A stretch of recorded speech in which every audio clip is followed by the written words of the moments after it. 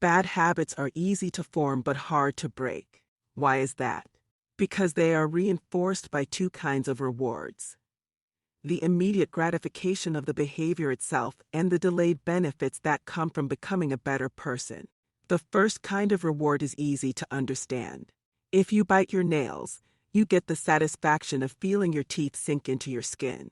If you procrastinate, you get the relief of putting off an unpleasant task. These are immediate rewards. The second kind of reward is more subtle but just as powerful. When you form a habit, you become a different person in the process. You might become more disciplined, more organized, or more reliable. These changes might not be obvious at first, but over time they will have a profound impact on your life. This is the delayed benefit of becoming a better person.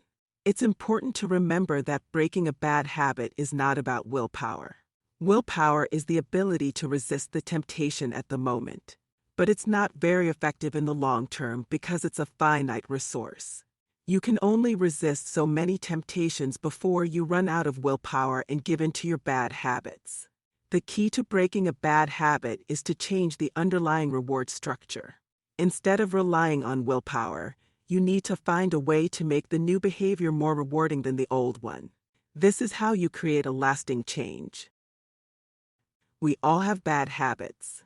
Some are more harmful than others, but they all affect us in some way. How do we break our bad habits? Step 1. Identify the triggers for your habit. Remember, triggers are an important part of developing a new habit. Identifying the triggers for your habitual behaviors is the best way to move past them. Ask yourself the following questions about your habit. What part of the habit happens first? What time of day does the habit occur? What do you think when it happens? Is there any other people involved? Is it always right before something else? The first step is to identify the bad habit you want to break. There are a few different ways to do this. 1. Look at your daily routine and see which habits are causing you the most stress or discomfort.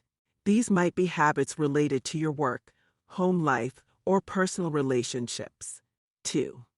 Take a look at your mental state throughout the day and see which habits are giving you the most happiness or satisfaction. These might be habits related to relaxation, creativity, or productivity. 3. Think about which behaviors are causing you problems in your life. These might be habits that are causing conflict with other people, damaging your relationships, or preventing you from achieving your goals. Once you have identified the bad habit, the next step is to identify the reward structure for that habit. Step 2. Change the reward structure. The second step is to change the underlying reward structure for the bad habit.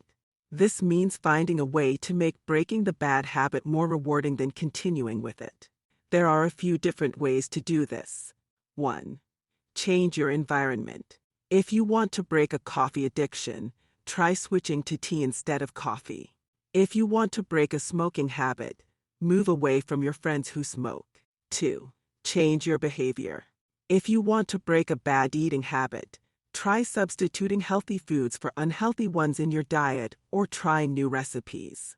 If you want to break a drinking habit, try cutting back on how much you drink or trying drinking detox teas.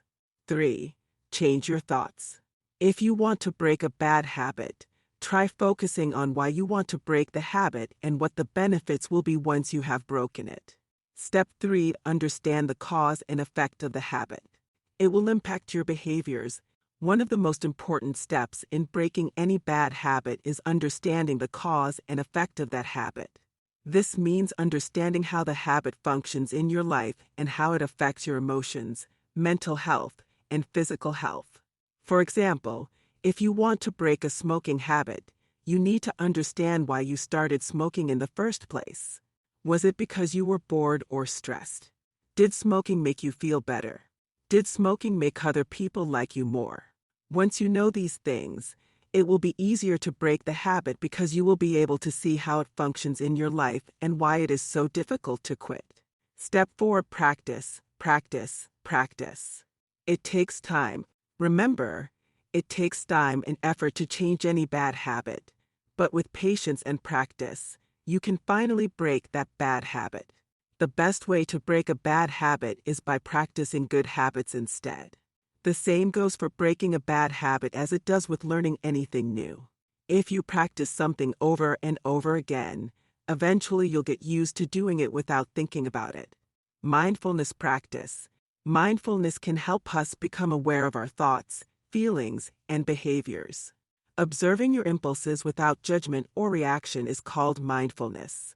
As you become more conscious of these routine behaviors and their triggers, you may find it simpler to consider other alternatives, such as avoiding reminders or not acting on the cravings. Mindfulness can also help you notice the ways your habits affect your daily life.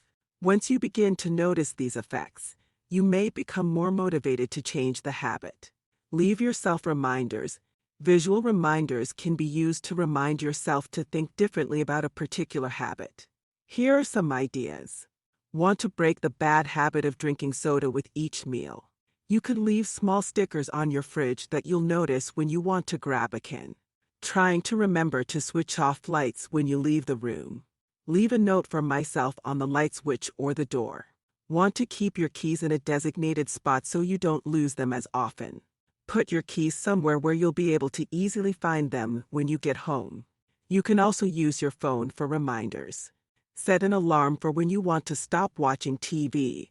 Add a motivating note to yourself such as time for a walk after dinner. Remember how good it felt last time. In conclusion, if you're interested in seeing how well this could work for you, now would be a good time to give this a try. Next time you find yourself indulging in a bad habit, pause for a moment and think about using mindfulness to help you get rid of it. Your behavior may not change right away, but keep trying. If you can hack yourself using our methods, you'll eventually be able to break away from unwanted habits and comfortably watch them pass by. Learning how to break old habits and replace them with new ones is something that will benefit you throughout your life. What